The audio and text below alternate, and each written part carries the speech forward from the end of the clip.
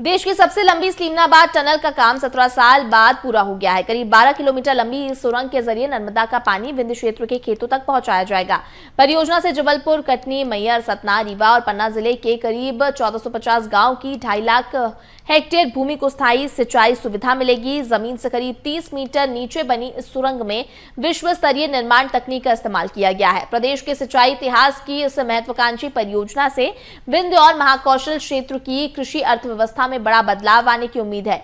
इस परियोजना पर अब तक करीब 1610 करोड़ रुपए खर्च किए जा चुके हैं। लंबी टनल का निरीक्षण मुख्यमंत्री डॉक्टर मोहन यादव ने किया। कटनी जिले में ये सुरंग है और आप देख सकते हैं कि ये 12 किलोमीटर की जो है सुरंग है, लेकिन बड़ी बात यह है कि 17 साल के बाद जो है अंतिम चरण में इसका काम पहुंचा है, क्योंकि विंध्य के तमाम पर्वत को काटते हुए, चीरते हुए, अंदर तमाम कठिनाइयों को दूर करते हुए नर्मदा के जल को जो है विंध्य के खेतों तक पहुंचाने का काम इस टनल के द्वारा किया जाएगा।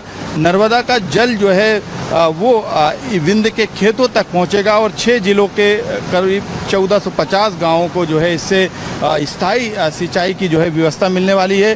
प्रदेश के सिंचाई के परियोजना के क्षेत्र में ये सबसे बड़ा उदाहरण है कि किस तरीके से पानी को जो है खेतों तक पहुंचाया जाता है। और ये अंतिम चरण में है और 12 किलोमीटर की लंबी सुरंग विंध्य पर्वतमाला के भीतर से नर्मदा के जल को आधार पर सोन नदी के कछार तक पहुंचाने वाली ये देश की सबसे बड़ी परियोजना है और इंजीनियरिंग का ये सबसे अनूठा जो है वो उदाहरण है।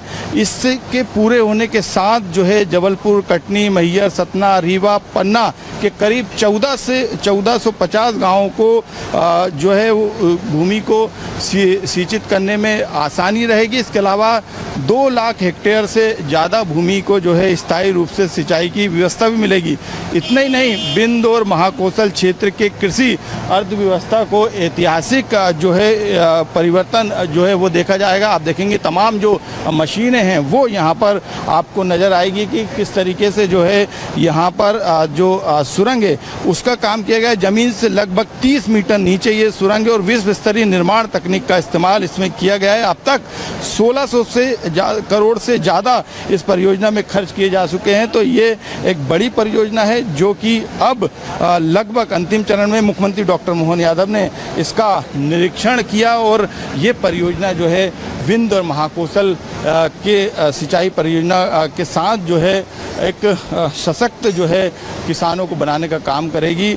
और ये परियोजना जो है जो मील का पत्थर है वो तो साबित होगी, लेकिन मुख्यमंत्री डॉक्टर मोहन यादव ने कहा है कि इस पर जो है रिसर्च भी होगी और ये एक अनूठा जो है देश में उदाहरण भी होने वाला है। और यही कारण है कि अब इससे विंध्य के जो सिंचाई है वो पूरी होगी। 6 जिलों को जो है सिंचाई की सुविधाएं मिलने वाली, किसानों को इससे सीधे तौर पर फ़ायदा होने वाला है। तो एक अनूठा और एक अजूबा जो है हम इस सुरंग को कह सकते हैं कि किस तरीके से 17 साल की कठिन पड़ाव के साथ, मेहनत के साथ इसे पूरा किया गया। कैमरामैन प्रदीप के साथ मनोज राठौर, BSTV भोपाल।